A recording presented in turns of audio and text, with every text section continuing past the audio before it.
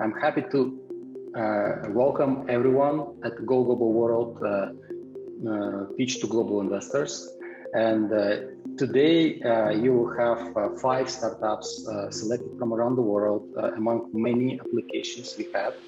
And they were pre-selected by our internal experts team and also external experts we invited.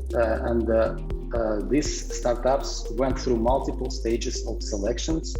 And we believe that these startups have high potential to grow and get funded soon. So this is why we brought the investors that we believe that would be those who might have interest to invest. We consider this as a tool for fundraising for startups and for investors to find those startups they are willing to invest. And our team put all the efforts, so this is happening. Here with me today, our Go Global World team of experts who participated in pre-selection of our startups. And so these guys participated since the beginning, and they have a lot of experience and expertise in working with startups from different countries. So we are confident in these startups, and we are happy to give our feedback why we believe these startups might be the ones that you should invest. Those are from the team. We have Kirill Kopyl, Eugene Ivanov, Rod Tuvai, Dmitry Prasov, myself. I wanted to introduce our investors who are participating today. And today we have Anna Maury Aguilar, an investor from Mexico, AC Ventures, Subrata Patra, in Ideacapital Ventures, managing partner from India, Oscar Ramos from China, China Accelerator, and also 1.3 billion fund, as far as I remember, Jeshua So, Decacorn VC from Singapore, Joe Jordan, Supernode Global from United Kingdom, Justin Brena, angel investor from Mexico, Ben Narasin, Tenacity Venture Capital, general partner, United States Menlo Park, Taylor Oliver, Tenacity Venture Capital, venture partner, San Francisco, and James Sowers, angel investors. The first startup today is going to be Noli Music. Noli Music, are you guys ready to present? Yeah, sure, we are here. Okay, so you will have 5 minutes to present and 10 minutes feedback. And you can start now. Okay, hello everyone. My name is Dennis. I am founder of Noli Music. Today here with me Max, our co-founder and CTO. Yeah, hi. hello Max. Most probably you or your friends have tried to learn how to play the guitar. Most likely you quit, am I right? I quit too. Because of muscular dystrophy, I can't play the guitar. And there are 650 million more people in the world with injuries or disabilities who will never be able to play music at all. Even fully healthy people give up the guitar in 92% of the time when they encounter first difficulties or rub blisters on their fingers. The markets lose billions of dollars every year because of this. Our ecosystem solves these problems of people who want to make music. Yeah, the first half of the project is a smart guitar synthesizer. The device combines the functions of an ordinary guitar and a MIDI device. Now even a child can easily learn a musical instrument. The second part is educational software, where you can learn your first song in a couple of hours instead of 2 weeks. You can use interactive courses or study with a teacher. In our business model, the user gets an opportunity to master an instrument with detailed statistics, and will get an opportunity to increase the lifetime value of the client. Our startup falls into 2 markets, music ed tech and guitars. Our main audiences are people with disabilities and beginner musicians. There are about 600,000 new potential customers in the US every year. Our main planned distribution channel is the B2C segment through direct sales on marketplaces and our website. We are already actively preparing the product for market release, collecting traction and pre-orders, confirming the demand for our product. Yeah, thank you, Max. The first step is to launch the MVP guitar app, collect feedback, improve the product, test sales channels. Then, based on the collected data, we will improve our supply chains, product, and attract more customers. The final stage is to extend the business model globally.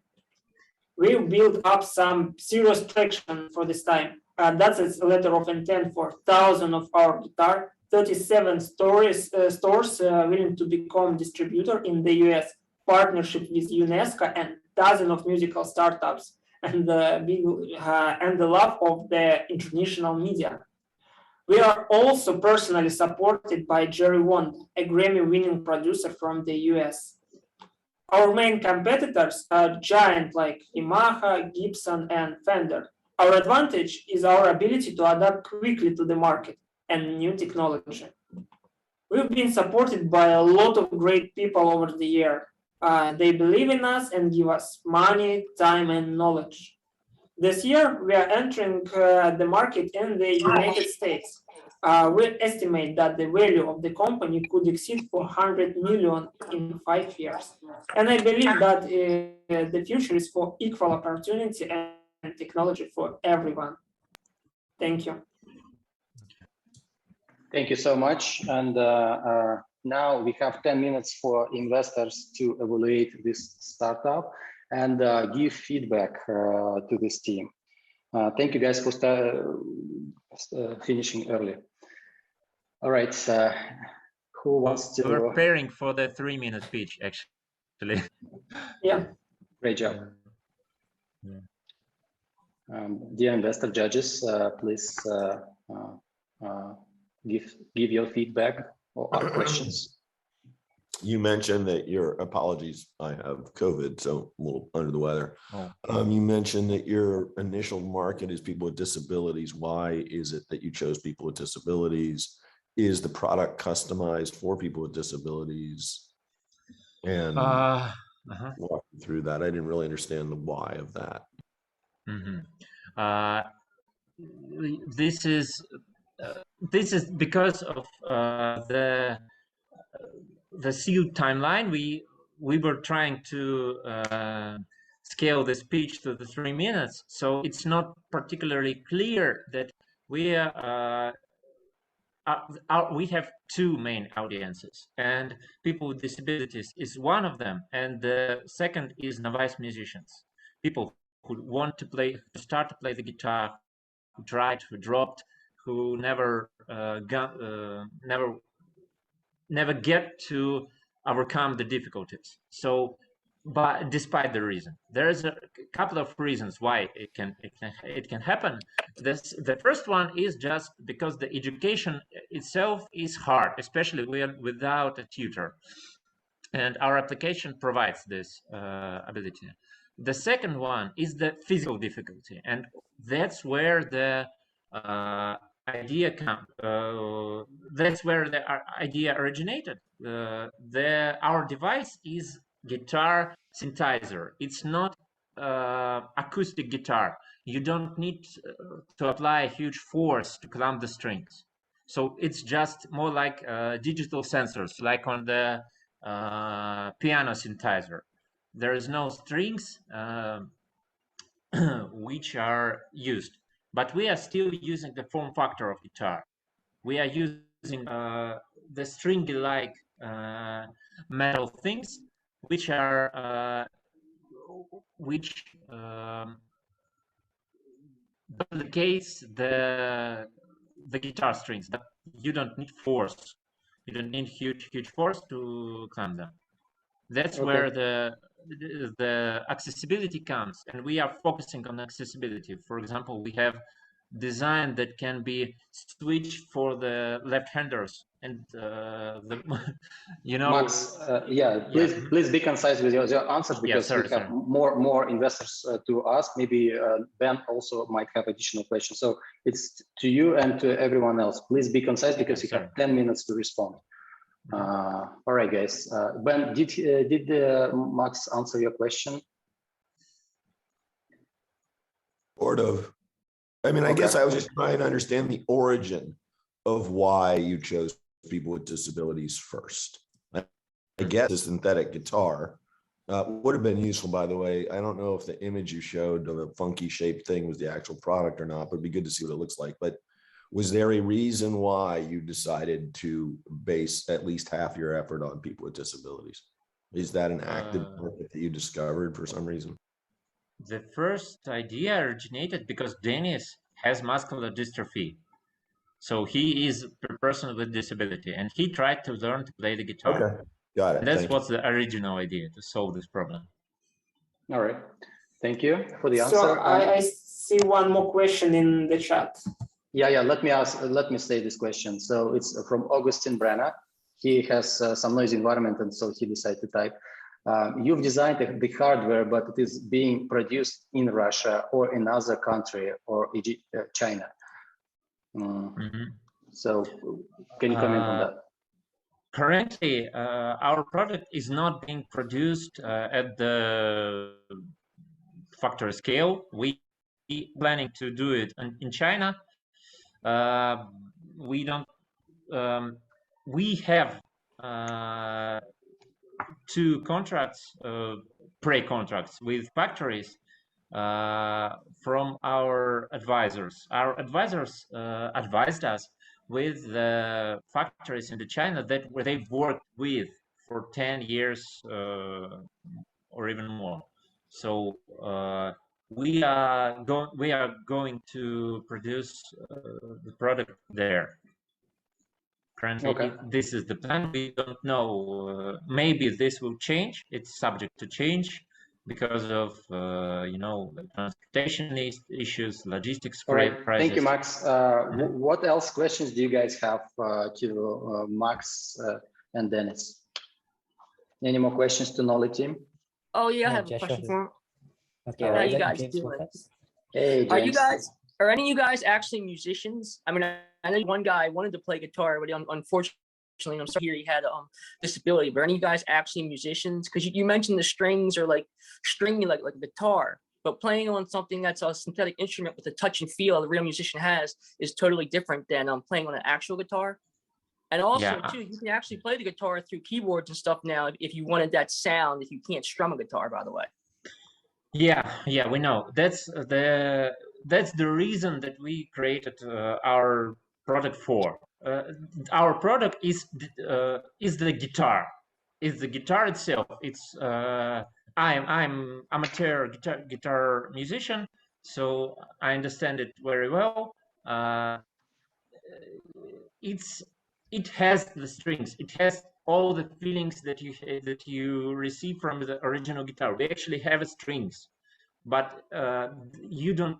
They just not hang with the force. So how to explain? They are not acoustic. The sound is produced not by acoustic vibrations, but by touching the strings in a place. We receive both the fret at which the strings are clamped and the position. We can reproduce all sorts of guitar techniques like vibrato, bends, hammer-on, pull-offs. All the stuff is completely the same as on the regular guitar. We have 3 minutes left. James, did the guys answer your question? Oh yes, thank you. Thank you, Tim. Right. While the rest of the investors who got answers or not planning to ask any questions, you may fill in the forms right now. We have 3 more minutes to fill it in. I have one question. And please, Jeshua, your question. Hi, Jeshua here. Thanks for the pitch. I would just like to check, what's the 5-year or 10-year plan down the line? It seems like you have already done a lot of the heavy lifting in terms of the product development. So what kind of future are you looking at if you had everything your way? Our major plan is to create the new era instrument, then build the educational ecosystem on top of it. And then when we can, we are kind of discovering a new market. This market currently does not, I mean, there's a set of people that are not present in this market, but they want to be presented on this market. So there's lots of potential customers that are not covered with original guitar producers like Yamaha, Fender, Gibson, etc., etc. Our plan is to get those customers, to provide them with product, to iterate through a couple of versions of this product, then provide the digital value AG application with subscription, with all kinds of networking, media collaboration, distances, classes or something. And then the final step in this part, I think we would like to, I think if one of the major players in musical industry interested in this product, of course, we are planning to sell the company to them. All right, so we have less than a minute left. Anyone else have any questions? Maybe final question to the team? Oh, I had another question. Maybe I missed it in the presentation, but how much does someone have to pay for the hardware? I saw the subscription, how you're going to get revenue, but how much does someone have to pay to buy the guitar, lack of a better term, and then what's your cost to make it?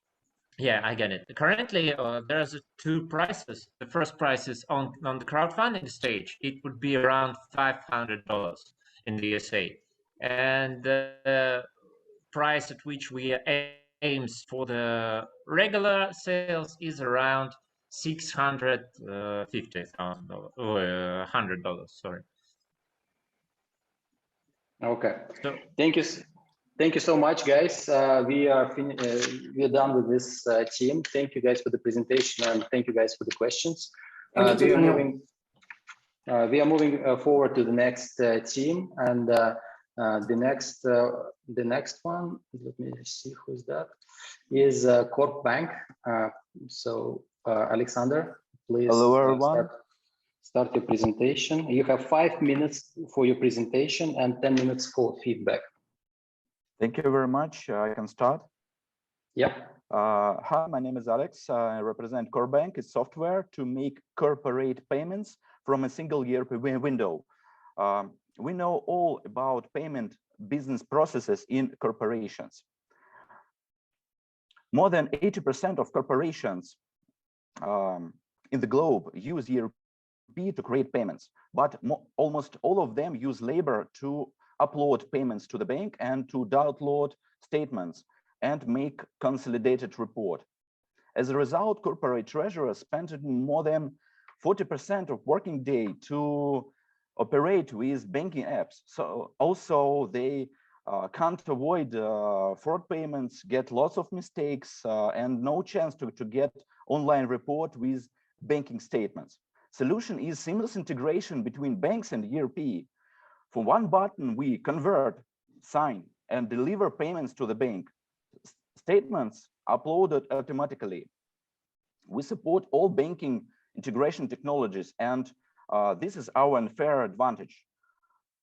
87% of countries are developing open APIs and already have integration technologies, but less than 1% of companies can connect to these technologies on their own. This is our unit economy. CAC is $1,000 LTV, 50,000. Our target audience is SMB and later enterprise. Average check is $0.9 per month for SMB and $96,000 per year for enterprise. Market for United States is TAM, $6 billion. For the globe, it's $450 billion. We started 2 years ago. For this year, we have 2x customers and 2x revenue and 10x customers in pipeline. Unlike competitors, we support any banking integration technology and meet all requirements for the corporations. This is our unfair advantage. Also, we have technologies to solve a list of corporation requirements from IT and from security. The effects of using our system is confirmed by practical cases. This is all biggest Russian corporations from different areas. Our team has more than 80 years experience in corporate treasury automatization. I'm responsible for sales, finance, legal issues, and others. Ekaterina responsible for strategic marketing, PR, and investment. Vladimir is responsible for IT architecture for the Corp.Bank software. All team has relevant experience in these areas. We're raising $2 million to get 10 million revenue during 36 months. We have milestone plan for each 6 months period with action plan for these 6 months. We start at research, then we will start our project and then we scaling our project. For the first, we make market MVP with 1 or 2 references from corporations and 1 or 2 banking integrations and website. Then we, based on this platform, we will start and we will make a legal entity with sales kit and to hire more staff. So this is our list of spending directions. So in the scaling, we make more connections and make more commercial contracts. We already think about roadmap for regulatory requirements. At first, we already checked that our investors and founders have no inspections list. So we will create a separate branch for Corp.Bank in US market, and our office in the United States will get a local staff for all positions. So thank you very much for your time. Great work, right on time. And you have now 10 minutes to get the feedback. And dear investors, please start evaluation forms and please do your questions. Please ask your questions and give feedback. So anyone have anything? Yeah, I have a question about how different or how do you see as a substitute the RPAs or those, those processes that are automated by certain robots inside the company? So how do you compete, or how do you integrate, or how do you use that? Excuse me, actually something wrong with my sound. If I understand, you talk about ERP add-ons, yeah? No, the RPI, the robot process automation. We provide a single API for any ERP system. So at the start, we can create add-on for ERP, for SAP, and for Oracle, and for some other ERP systems for fast integration. So our system is not only transport. We provide also convenient functionality in ERP with statements, with reports, and with some ecosystem for corporate treasurer. Okay. I have another question about the payback period of the customer acquisition cost. Customer acquisition cost. We calculate customer acquisition cost as $1,000. So one pre-sale manager can can work with 12 customers at the moment. So, and I think that we can get 5 customers per month when we will scaling our project. So with a convenient sales kit, with MVP, with references, and so on. So in Russia, we get less than $1,000. In Russia, we have 0.5 thousand dollars per month for this. So we use a social network, we use associations for corporate treasurers to make our sales.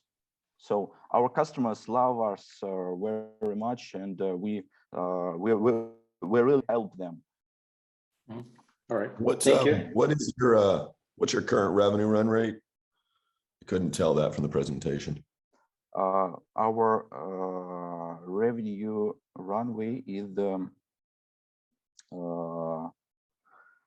now we have $500,000 revenue for the previous year. Okay. At the moment. So when we start, I think we will get $10 million in 3 years. So started from second year, mostly from second year. I think it's 4 million for the second year and 6 million the third year. Okay. Any more questions from the investors?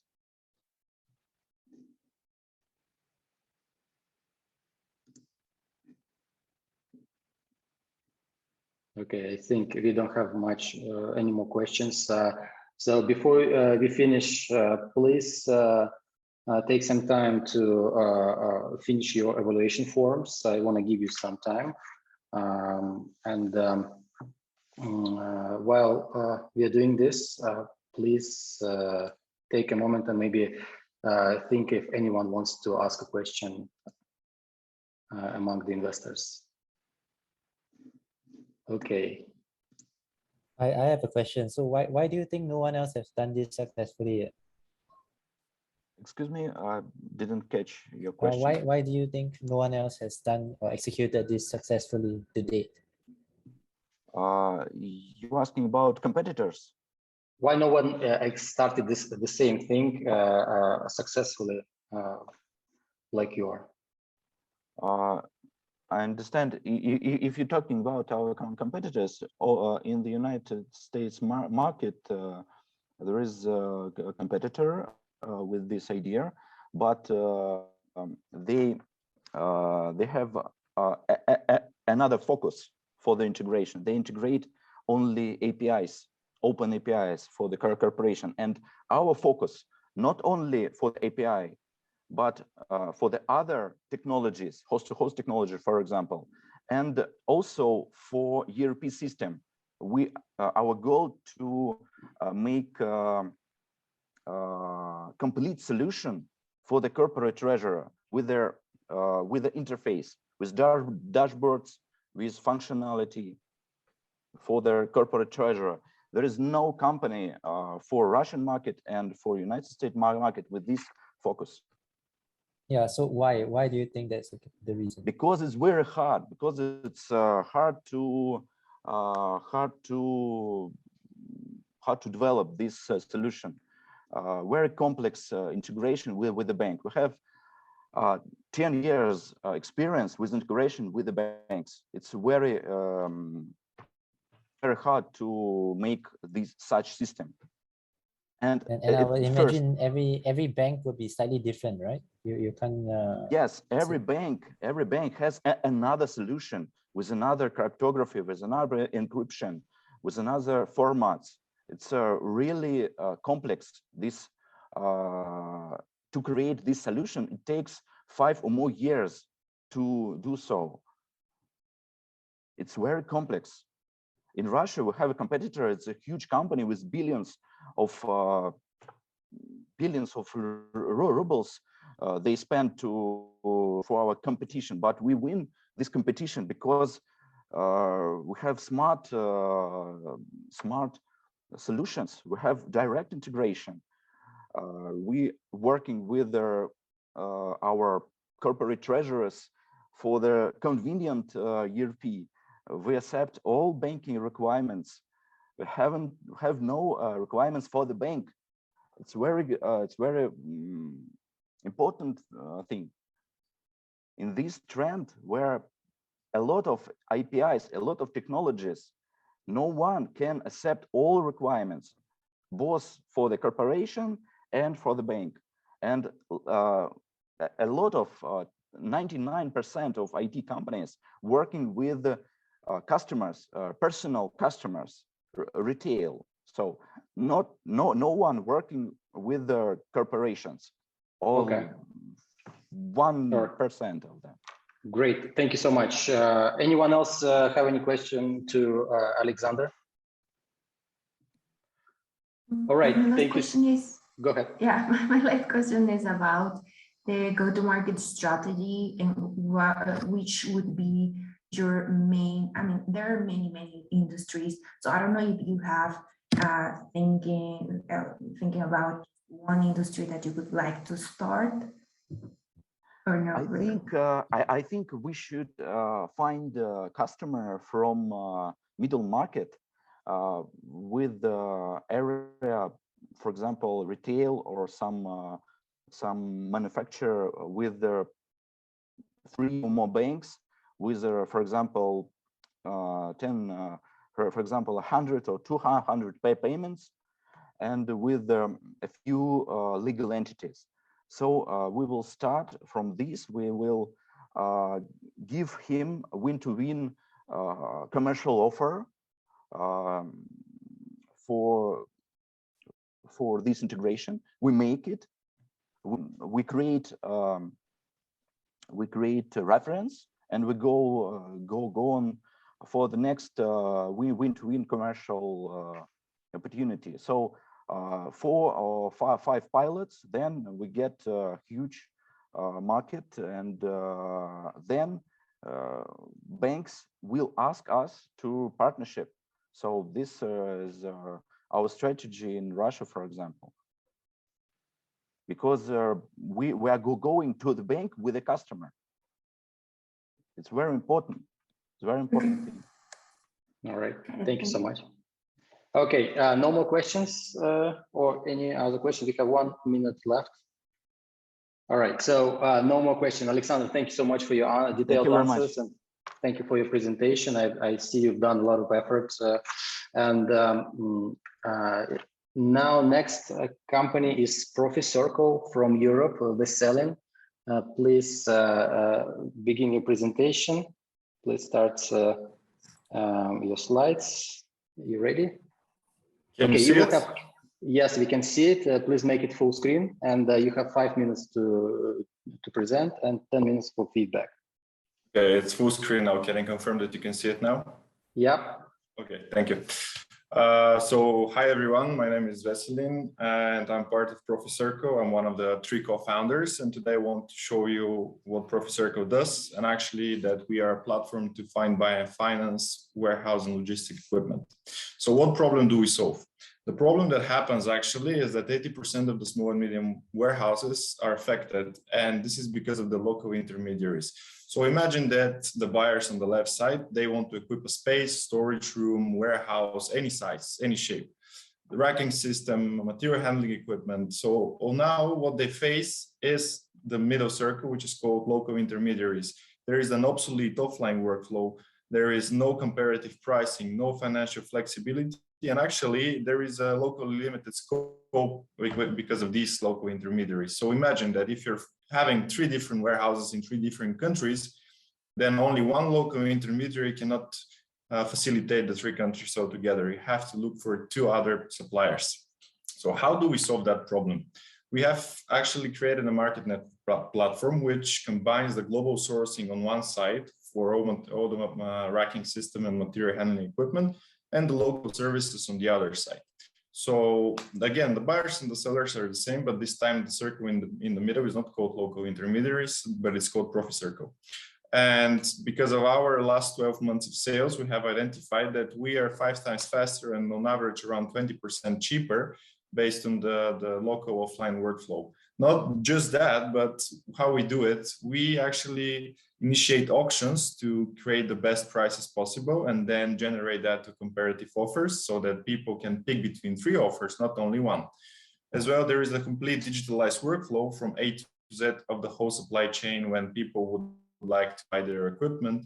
There is now international exposure because many of the sellers are now the producers directly, so there is no middleman. And this producer can easily produce the equipment and we help them with the local services to ship and assemble in the respective country across Europe. Now there is leasing option as well, which is quite important because many of the buyers are taking advantage of that. How it works. So just for you to imagine that you have to equip a space.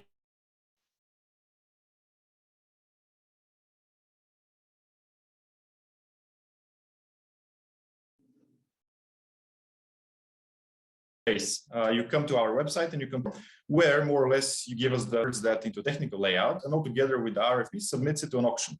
So auction is started and suppliers are invited to participate in order to give their quotes. So let's say the buyer says, I want a price in 5 days. So in less than 5 days, usually in the third picture, we generate a comparative table, not only with the equipment price, but as well the transportation and assembly price. So remember, that's a global sourcing and local services. Altogether, we have integrated Stripe, DocuSign, and Zoom, so the whole communication is integrated in the platform, and there is no need for emailing. Go to market, all these companies, you already have seen them. Why? Because a lot of them, actually most of them, are now scaling into small micro-fulfillment centers and dark stores. And actually, we started already supporting 3 of them on European level, so keep in mind that. And we are securing our first contract for 2022 for 10 markets in Europe. Traction for the last year, we have generated around 90 transactions on our platform of average €720 commission, and the total GMV or the transaction value across processed across our platform is around €800,000. How we make money? Mostly by the 10% from the transaction fees. And on the leasing contracts, we have 2% agreed between our partners. As you can see, we're not limited on industry, we're industry agnostic. Any product storing company is our buyer, and international sellers are producers and service providers.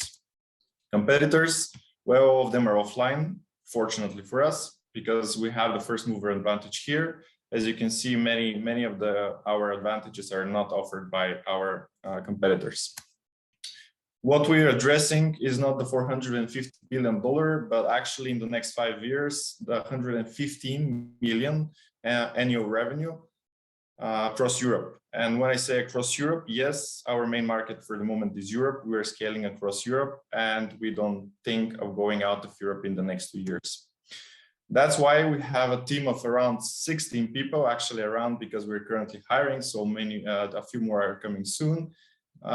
Who are actually really knowledgeable in our industry. So together with our CEO, our commercial director, we have a nice team of engineering stack in with their experience in our team and a few advisors. And last but not least, the money that we're raising. On the left side, you can see what we have achieved until now, and on the right side is what we're actually raising for the moment. And why do we need that money? Well, I'll say that our contract with one of the quick commerce companies now would help us break even in the end of Q1, but we would like to go in Europe. So in order to faster go to Europe and offer our USP, we need external support. So that's why we're pitching today. Thank you. Great job. Thank you so much. And now we are moving to questions. So dear investors, please ask your questions and start. Sorry, I couldn't tell from the imagery. Could you just take us through your revenue growth over time? Just tell me the numbers. How long have you been doing this? How long has it been live? How much revenue? Yeah. Sure. Well, we started officially our sales in the beginning of 2021 because before that we were testing, and all these numbers that we have generated are in MVP stage. So the total transaction volume generated through our platform is around 800,000 euros, of which we earn 10%, between 10 to 12% because of different project aspects. Some projects are charged higher, some projects are charged lower. So 800K is the transaction volume and around 120K is the commission. Okay, so 800K of GMV, 120K of actual revenue. And that you said you started in early 2021. How many months in 2021 were you operating to generate that 120,000 revenue? Exactly 12 months. We started beginning of January. So exactly actually a year and 2 weeks ago.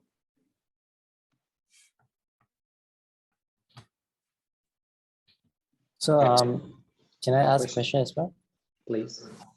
So what would prevent someone from going directly to source it after you have made the match? Yeah, that's a good question, actually. We were wondering, and actually we were curious to see if stuff like that happens. I will tell you why it won't happen. First, we have vetted suppliers with contract signed upfront their participation in our platform. Second, these are producers. So these are not, let's say, dealers or middlemen. And what is the difference? Producers are not interested in small projects on one-time basis. They're interested in bulk volumes. So producers wouldn't accept to jump us over only in favor of one, let's say, small to medium project of the cost of, let's say, 50,000 euro. And third, in order for the producer to be able to submit their prices, we create a technical layout. So any adjustment in the technical layout wouldn't be, let's say, in the scope of the buyer to address. So they need to do another research to find a technical support and then create that adjustment in the technical layout. So it's a complete, let's say, holistic story where a lot of services are included and it's not that easy to jump over. But if I can be a devil's advocate, this might mean that you are either left with very small ticket sizes, or those suppliers or people who are offering the service who are not interested in signing these exclusive contracts with you, they might not come on the platform. So I think there's always a balance to be had in terms of how much rules you make in terms of getting people on or off the platform, and how much fees you are charging such that you can keep the customer on the platform. Sure. Yeah, just to address that as well, because at the moment we're charging only the producers of the equipment, because we are at the moment testing the waters in terms of what is the best fit towards the service providers in order to charge them. Would it be a subscription-based model? Would it be a commission-based model? So all the transportation and assembly services included into the equipment price are at the moment subject of researching how is best to approach them. However, the equipment producers are already decided. It's for the moment a transaction fee on top of their price, which is around 25% lower than what a regular company would take from a dealer.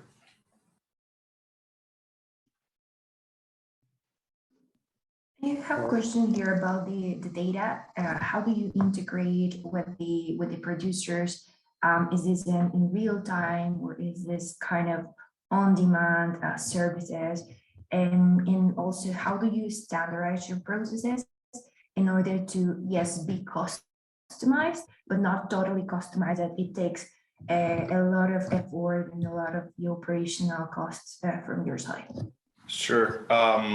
Well, we don't integrate with the producer. So let's make it in this way to be more understandable. We're the sales team that they never paid for to source their leads and free of charge deliver requests for quotations. So imagine that they have their customized dashboard once registered on the platform, where they get notified based on your filtering interests. So let's say they're only interested to bid for pallet racks or cantilever or mezzanine, you name it.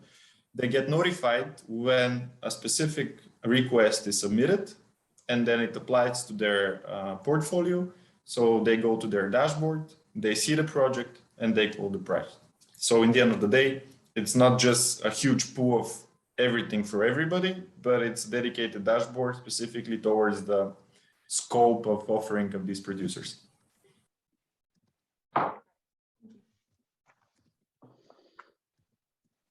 All right. Any more questions to the Selin? Okay. While we're waiting for other investors to give some feedback or ask questions, please fill in the forms, evaluation forms. So we have a little bit of time for that. Okay. So who else? Subrata, James, do you guys have any questions? No, I'm good. Thank you. Sure, absolutely. Okay, so since we don't have any more questions, I suggest we're moving to the next startup. Selin, thank you so much for your presentation. Everyone, thanks for great questions. And we're moving forward to the next startup, Arkon Construction. So Arkon, please turn on your slides. You will have 5 minutes to present and 10 minutes for feedback. And you may start now. Okay. Hi, my name is Boris. I am founder and CEO of Arkon Construction, developer of construction 3D printing technology. Construction is the biggest industry in the world, but its production process is far from digital. It is still slow, expensive, sometimes low quality. And also construction creates such problems as global housing and labor shortage. It also creates a lot of waste and carbon footprint emissions. Construction 3D printing solves these problems mainly in the segment of low-rise buildings. Today, you can print an entire house on site in just under 3 days, and at least 2 times cheaper than conventional technologies. You can do it with new qualities such as fully digital production, automation, free geometry, and eco-friendly materials. Low-rise housing market is large. It is $800 billion or 8 million houses per year. According to forecasts, construction 3D printing is going to take up to 5% of this market or $40 billion by 2030. For instance, in 2019, the total investments into construction 3D printing were just above $10 million. And in 2021, they were well above $300 million. So the market is rapidly growing. In our project, we have already created the first version of construction 3D printer, and also construction materials and pre-developed house designs. Right now, we have developed, patented, and ready to produce in 2 months our new version of 3D printer, Arkon 2.0, which is a production-grade 3D printer. It has modular design with adjustable printing area. It is really easy and fast to install. It has innovative dry type of material supply systems, and materials do not need additional reinforcements and are really eco-friendly. We believe that right now we are creating the best-in-class 3D printer with an unfair advantage of dry supply system where components of material are mixed inside printing head, enabling more stiff and cheaper materials. On this slide, you can see the design of the house, which we are going to print near Moscow this year. We think that future of technology is increased automation. We will switch from printing just walls to printing foundations, ceilings, and up to multi-material printing, automatic post-treatment of the walls, and even printing multi-story buildings. Our business model is based on printing and selling houses under our own brand, and also selling printing services for construction and development companies. We plan to enter Russian market this year, and we plan to launch globally since 2023. We think that we have really good opportunity in the United States market because recently the owner of one of the top tier Californian home building companies have become our co-founder. And we think that United States is now the key market for construction 3D printing. Here you can see our traction. These are projects which are already either pre-contracted or we have signed letters of intentions, which we would be happy to share, both in Russian Federation and globally. On this slide, you see our financial model. And as you can see, in 2023, we plan to print up to 100 buildings globally and to reach break-even point in second quarter of next year. Our team consists of experts in all needed areas like global business development, additive manufacturing, robotic technologies, architecture, construction, and material science. Right now, we are raising our first investment round in the total amount of $1 million plus 1 million oversubscribed.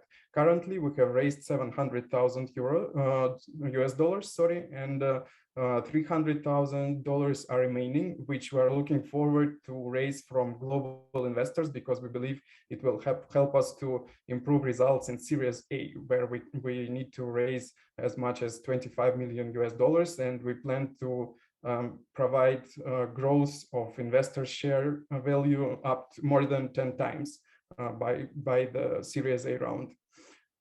So thank you for your attention, and I'm ready to answer the questions. Great presentation. Thank you so much. Dear investors, please ask your questions.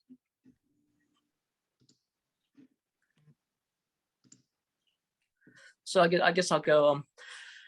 What is your plan to be better than Mighty Buildings and Icon that you mentioned, which are well known in the United States? And also, I also noticed too that from your Series A to B, it was like a 2-year gap. Those other companies are raising very fast, very large rounds, much less than 2 years in between, more like 6 months. So first, we think that Mighty Buildings is not fully like a construction 3D printing company because they are just printing plastic panels for metal structured modular houses. So, but in this way, we think that we print concrete buildings, and our technology is just very different versus Mighty Buildings. As for the Icon, which is now actually the first unicorn company in the industry, they are limited to 1 floor of the buildings now. They don't have the dry supply material system, which we have, which will lead us to lower cost of materials with higher stiffness and avoiding as much reinforcements as they need. And also our modular design of the machine helps us to adjust the printing area to exactly object that we need. And we are also similar to other printer. We are also similar with Icon in one thing, that we have like the rails on the x-axis of our machine, which allows us to scale the lengths of the buildings almost unlimitedly, or place several printing heads on those rails and therefore like print an entire settlement. So we think that we share this advantage with Icon. And as for the period between the rounds, we believe that right now we have contracted or pre-contracted as much objects as like much higher than our production capacity in the nearest like 5 years. So right now we think that this period is relevant, but we are ready to adjust it actually. Got it. Thanks. Hi. Thank you. I have some questions around the safety and the strength of the structure. Because obviously, you want to make sure that the place that you're living in is very robust. So how does your houses compare to, let's say, a traditional house and something that Icon builds? So first of all, the concrete stiffness is like divided into sort of classes. So the standard concrete, which is used for conventional buildings, has the class of stiffness like 3 up to 10, and the class of stiffness of our material is 60. So it's like at least 6 times stiffer than traditional concrete. And also we have like a polymer microfiber inside our material, which provides the necessary strengths, like rotational strength, and this makes our house totally stiff and even much stiffer than the traditional technology. And when we compare the material to Icon's material, then thanks to our dry material supply system, where the material is mixed and extruded right in the printing head, this allows us to use like less liquid materials, and therefore they provide better qualities. So they are less liquid, and they are more stiff, and they have better qualities than, for instance, Arkon or any other technology in the world right now. Thank you. Any more questions from the investors?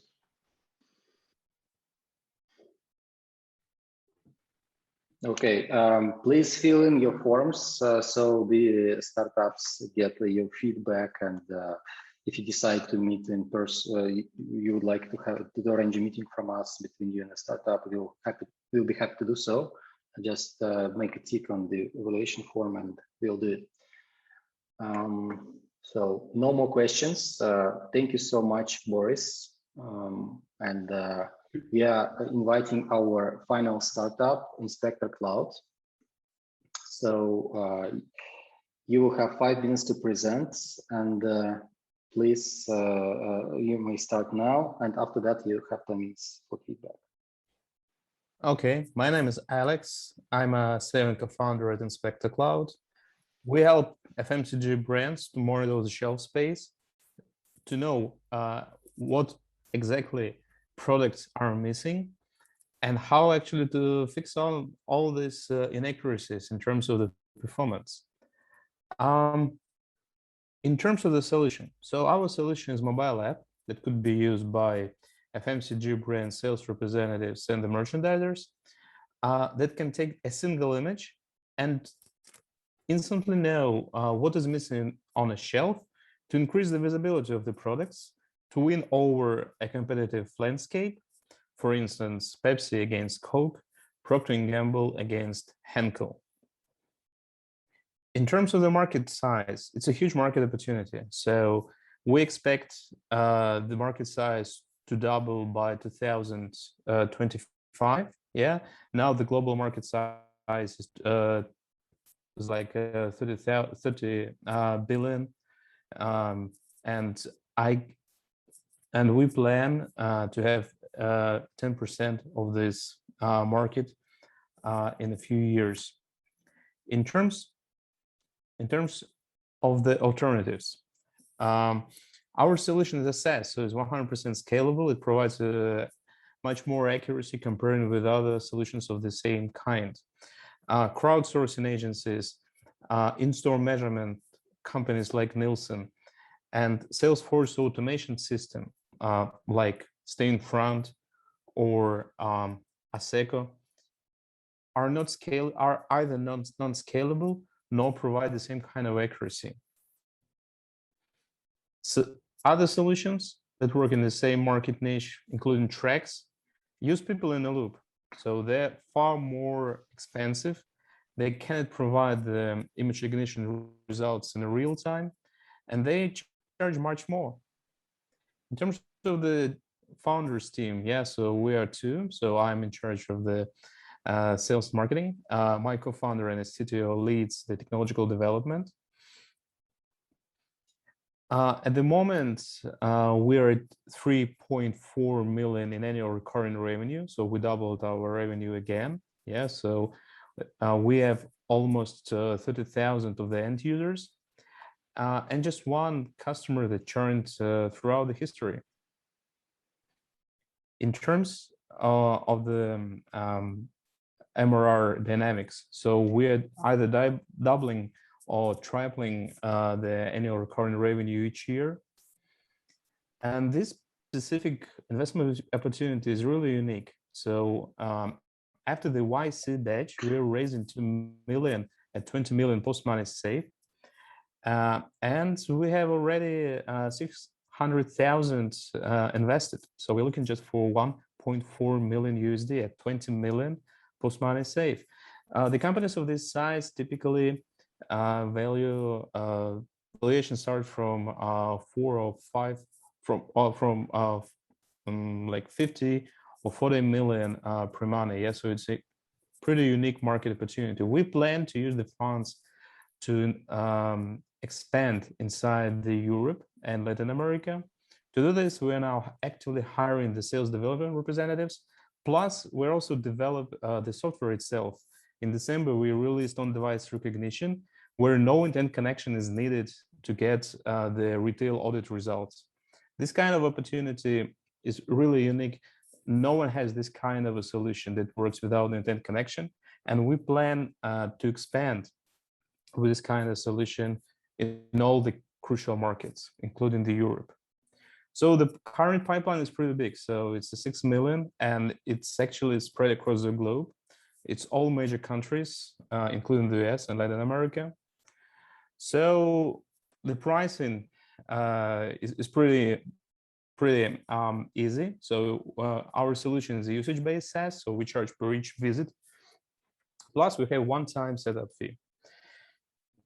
So this is it from my side. I'm ready to answer all the questions. Can you walk through a prototypical example of a client of yours, use an actual client, and how you deliver the results to them? Just take me through company X signed up, and then you did Y, which resulted in Z. Mm-hmm. Sure. So our typical customer is a company like Pepsi, for instance. So they have 6,000 of end users. That's the sales representatives. So they have their typical KPIs like the share of the shelf. When they start using us, the compliance rate was like 25-30%. Last year, when we have our customer development session with them, it increased. So it's 60-70% compliance rate in terms of their share of shelf planning compliance. So it doubled. That doesn't really tell me what you do. First of all, are you giving an app to the rack jobbers that work on behalf of Pepsi, and they're using it to ingest images? Yeah. Okay. And so then the rack jobbers that work for the company that is your client are doing what? They're going in and taking photographs of the products on the shelves, and you're using computer vision to distill information and extract it out of that so they don't have to do a hand count? So sales representatives are in charge of delivering the products on the shelf from the storage. So they travel from 20 to 30 stores each day, driving the branded vans. So they put products on the shelf, and they need just to verify that they have done their job by taking an image through the application that we provide. So you're really just confirming the work they said they did got done?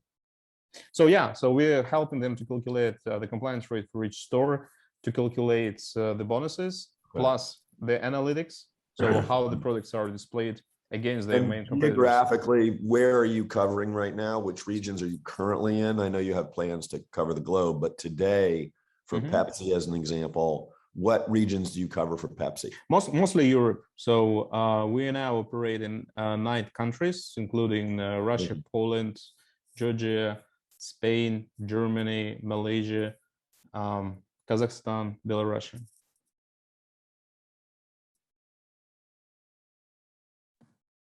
Great. I have a question. If after this compliance, you also deliver to them perhaps forecast about demand or forecast about inventory that they might replace in coming weeks, or not really?